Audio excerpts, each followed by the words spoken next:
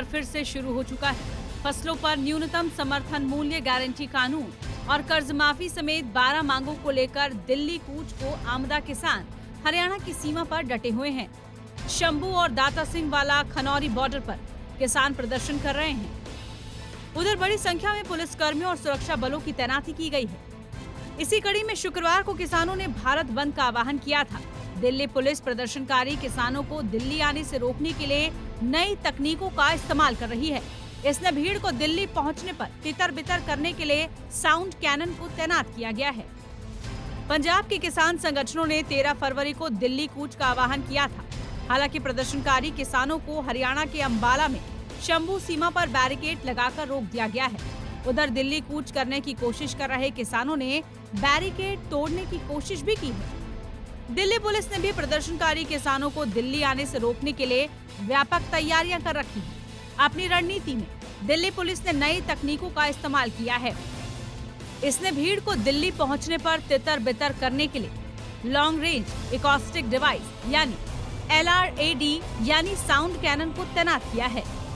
इससे पहले दिल्ली कूच की कोशिश कर रहे किसानों को तितर बितर करने के लिए पुलिस ने साउंड कैनन लगाया है।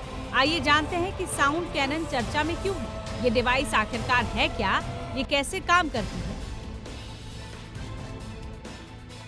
आपको बता दें कि साउंड कैनन एक खास तरह का लाउडस्पीकर है जो काफी दूरी तक तीव्र ध्वनि उत्पन्न करता है। इसकी डेसिमल क्षमता डिवाइस से 1 मीटर पर मापी गई 160 डीबी तक होती है, जबकि इंसानों के लिए 50 से 60 डीबी तक की ध्वनि सुनने की क्षमता होती है। साउंड कैनन का इस्तेमाल भीड़ को काबू करने के लिए एक तरीके के रूप में किया जाता है। समुद्र में समुद्री डकैती से निपटने के लिए घेराबंदी की स्थितियों में बातचीत करने में ये डिवाइस काम आती है। इसके अलावा प्राकृतिक आपदाओं या फिर अन्य आपात स्थितियों के दौरान बड़े पैमाने पर सूचना के लिए और नई नौसेनाओं समेत रक्षा बलों द्वारा भी इसका इस्तेमाल किया जाता रहा है। अगर आप LRAD के रास्ते के बीच में हैं, तो आप पर भी अन्य लोगों की तरह ही इसका असर पड़ेगा। सबसे पहले आप एक तीव्र आवृत्ति का शोर सुनेंगे जो बहुत तेज होगा। इस शोर को सुनने के बाद आपको चक्कर महसूस हो सकते हैं। आप काफी असहज महसूस करेंगे। बहुत देर इसे चालू रखा गया तो आप बीमार तक हो सकते हैं। आपके कानों में चुभन जैसा दर्द भी हो सकता है। तो ये एक तरह का कानों में पड़ने वाला शोर यानी इसी तरह का हथियार हो सकता है।